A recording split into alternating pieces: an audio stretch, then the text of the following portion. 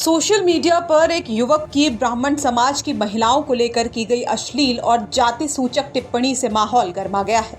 मामला आजमगढ़ के लालगंज का है, जहां देवगांव कोतवाली क्षेत्र के रहने वाले आर्यन सोनकर की एक पोस्ट ने बवाल खड़ा कर दिया। युवक के आपत्तिजनक टिप्पणी के वायरल होते ही ब्राह्मण समाज में भारी नाराजगी फैल गई। अखिल भारतीय ब्राह्मण महासभा के कार्यकर्ता लालगंज क्षेत्राधिकारी कार्यालय पहुंचे और आरोपी युवक के खिलाफ कड़ी कार्रवाई की मांग की। संगठन ने कहा कि ये पोस्ट महिलाओं का अपमान है और इससे हिंदू धर्म की भावनाएं भी आहत हुई हैं। महासभा ने यह भी आरोप लगाया कि इस तरह की पोस्ट समाज में जानबूझकर नफरत फैलाने के लिए की जाती है, जिससे जातीय तनाव बढ़ता है। आर्यन सोनकर के अश्लील व अभद्र टिप्पणी पर मैं घोर निंदा करता हूं। इस तरीके के कुंठित विचारधारा के लोगों के साथ शासन प्रशासन कड़ी से कड़ी कार्रवाई करे। एक स्त्री के मूत्र को व गंगाजल और जल के समान उसने प्रेषित किया। हम भारतवर्ष या सनातनियों से यह निवेदन करते हैं कि ऐसे व्यक्ति के खिलाफ सभी लोग मिल करके एक साथ आवाज़ उठाएं। और मैं शासन प्रशासन से विनम्र निवेदन करता हूं कि ऐसे लोगों के साथ कड़ी से कड़ी कार्रवाई करने की कृपा करें। मैं यहीं तक नहीं रुकूंगा, मैं इसके आगे भी जाऊंगा।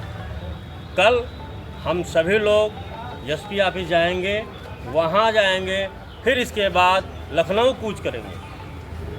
हम रुकने वाले नहीं हैं। हम ब्राह्मण सर्व समाज को लेकर के चलने वाले हैं। हम सारे लोग मिलकर के ऐसे विचारधारा के लोगों के लिए उनके खिलाफ लड़ने का काम करेंगे। ब्राह्मण महासभा की शिकायत के बाद देवगांव कोतवाली में आर्यन सोनकर के खिलाफ एफआईआर दर्ज कर ली गई है। पुलिस मामले की जांच कर रही है और जल्द ही कार्रवाई की बात कह रही है। बता दें कि ये पूरा विवाद दांदरपुर गांव में पिछले दिन हुए भागवत कथा से जुड़ा हुआ है, जो अब सिर्फ धार्मिक आयोजन नहीं रहा। कथावाचकों का दावा है कि उन्हें यादव जाति से होने के कारण गांव के कुछ लोगों ने अपमानित किया, उनके बाल काटे गए, नाक रगड़वाई गई और सरेआम बेइज्जत किया गया। आरोप है कि इस ब्राह्मण बहुल गांव में कथा कहने की सजा उन्हें ऐसे मिली जैसे उन्होंने कोई अपराध कर दिया हो, और इस घटना का वीडियो वायरल होते ही मामला सोशल मीडिया से होते हुए सड़कों तक जा पहुंचा और इसे जातीय भेदभाव की खुली मिसाल बताया गया।